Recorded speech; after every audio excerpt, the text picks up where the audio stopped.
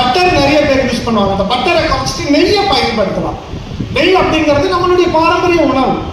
நெய்யில அத்தனை நன்மைகள் இருக்கு. அந்த நெய்யில அன்ன சுத்தின்னு பேரு.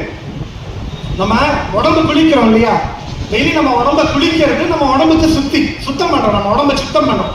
நம்ம சாப்பிடுற சாப்பாட்டுக்கு சுத்தம் எது தெரியுமா? நம்ம சாப்பிடுற சாப்பாட்டுல எப்படி சுத்தம் பண்றது? அந்த எத்தனையோ ஒரு இடத்துல பயிர் பண்ணி எத்தனையோ சூழலை தாண்டி வந்திருக்கு. அதுல கண்ணுக்கு தெரியாத உண்மைகள் இருக்கலாம், மண் துகள்கள் இருக்கலாம், எத்தனையோ விஷயங்கள் இருக்கலாம். அதெல்லாம் கடந்து நம்ம உடலுக்கு நல்லதை கொடுக்கணும் அப்படின்னா அன்னை சுத்தி பண்ணணும். அன்னத்தை எப்படி சுத்தி பண்றதுன்னு நம்ம சித்த மருத்துவத்துல என்ன சொல்றாங்க அப்படின்னா, முதல் பிடி சாதத்துல ஒரு தேக்கரண்டி அளவு நெய்யை போட்டு பிசைஞ்சு அதை சாப்பிடுறது பேரு அன்ன சுத்தி அப்படிங்கிறாங்க. அந்த அன்ன சுத்தியில அந்த நெய் என்ன பண்ணுமானா, அதுல உணவுல இருக்கக்கூடிய எதா இருந்தாலும் நம்ம குடல் பாதிப்பை உண்டாக்காம அந்த நெய் போய் முதல்ல ஒரு கோட்டிங்கை கொடுத்துரும்.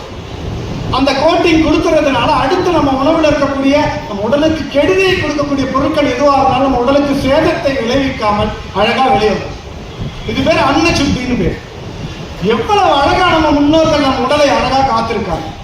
இதையெல்லாம் நாம் மறந்து விட்டு இன்னைக்கு எங்க வந்து நிற்கிறோம்?